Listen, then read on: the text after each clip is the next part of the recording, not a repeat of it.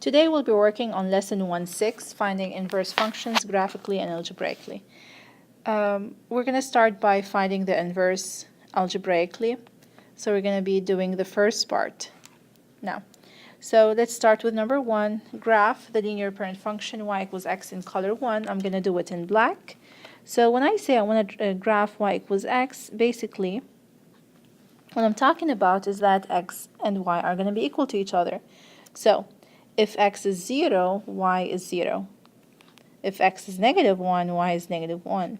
If x is y, y is 1, and so on. So now let's go ahead and graph this line in black. So 1, 1, 0, 0, 1, 1, 2, 2, 3, 3, 4, 4, and so on. And then we're going to connect those points, and that would give us y equals x. Okay? Now, let's move on to the next question. In the next question, I'm asked to graph f of x equals 2x plus 1. So we're going to do that in the blue color. Okay? And y equals 2x plus 1. So the inverse, we're going to talk about that later, but now let's graph this one. The y-intercept is 1 and the slope is 2. So you start at 1. Okay? So let's start at 1. And then the slope is 2, so you go up 2, to the right 2, and so on.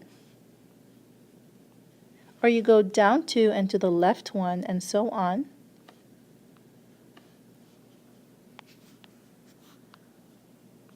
And then we connect those points to give us the equation that they're asking for.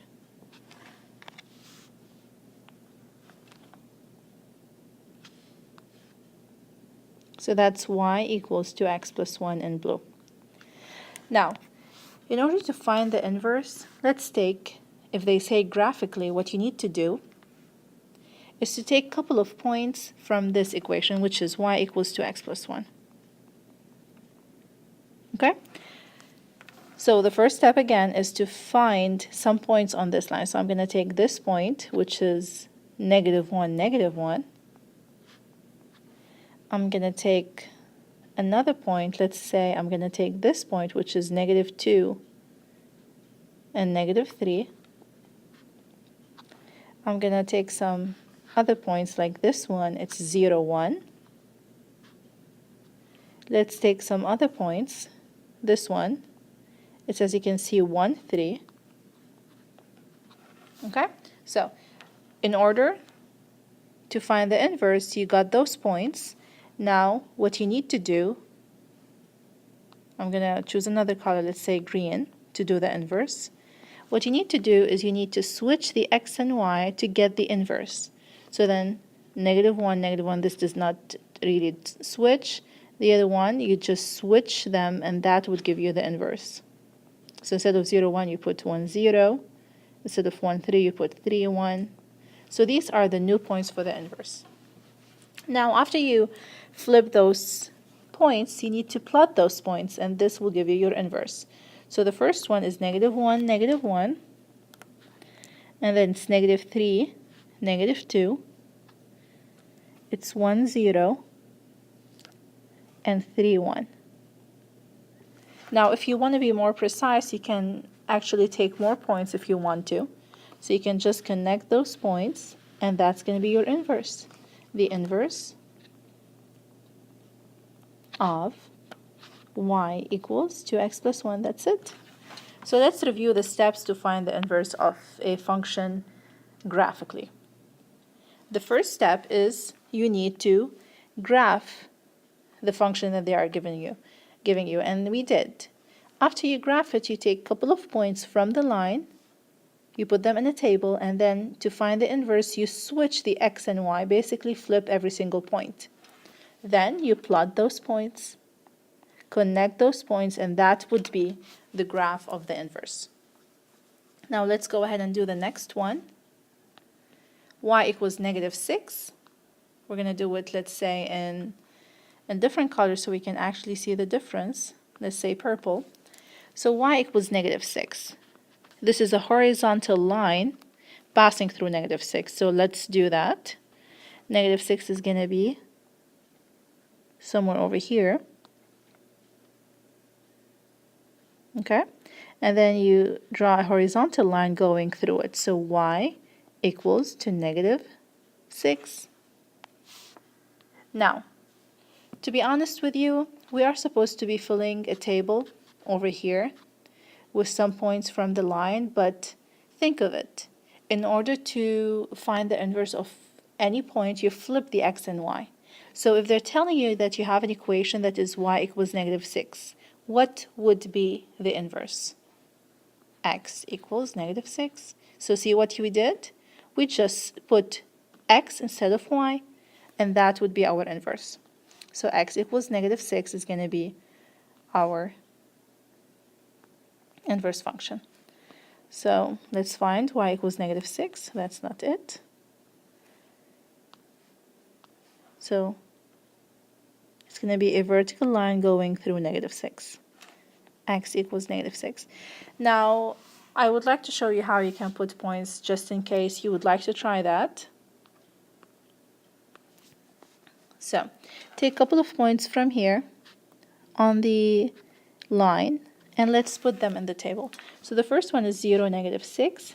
Another one could be, this one for example, could be negative 2 and negative 6, as you can see. They're all going to have a y of negative 6, since the equation is y equals negative 6. And this one's going to be 2, negative 6. This one's going to be like 4, negative 6. So let's write them down. Now again, to find the inverse, you just have to switch the x and the y in each one of them. So let's do that. So negative 6, 0. Negative 6, negative 2. Negative 6, 2. And negative 6, 4. And as you can see, once you plot them, these are going to be the points on the line. Negative 6, negative 2, negative 6, 2, negative 6, 4. So this is going to be giving you the vertical line. So this is how you do the inverse graphically. Now how do we do it algebraically? Now let's start with the first one. Find the inverse of the following algebraically. Now let's start with y equals 2x plus 1. First of all, instead of f of x, you just put y equals to x plus 1. Now, in order to solve for the inverse, we always, whenever we have an equation of two variables, we always solved for y. Now, basically, when you want to find the inverse, we solve for x. And that's what makes it inverse. Instead of solving for y, we're solving for x. So we need to isolate the x. You start by subtracting 1 from each side. And then to isolate the x, you divide by 2.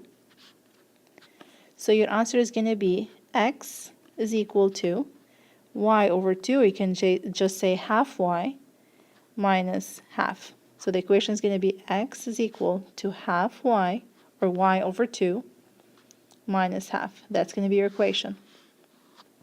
Okay? So basically you solve for x. However, if I'm asking you to graph this point or this line, you are more familiar with the slope-intercept form. So in order to just make it more familiar to you, in order to be able to graph it, we're going to switch the x and the y. So instead of x, you put y, and instead of y, you put x, and that's going to be the final equation. And so we know that this is basically is the inverse. Okay, so we can tell it apart from the function. We write f, and there's a negative 1 on top of x is equal to half x minus y. So basically, when we look at this, we know that this is the original function, f of x. And when we look at this, we know that this is the inverse of the original function, and it's f of negative 1. So we can just tell them apart. Okay, so now let's review the steps. What are the steps to find the inverse? Number 1, instead of solving for y like we always do, in the inverse, we actually solve for x. However, to make the equation, once you find it, to be more familiar to you, to be able to graph it, you switch x and y. So that's basically it. Now let's go to number 4. Find the inverse of the following function algebraically. Now, like we said before, remember, you have to solve for x. That's the first step, but we do not have an x over here, as you can see. It's y equals -6.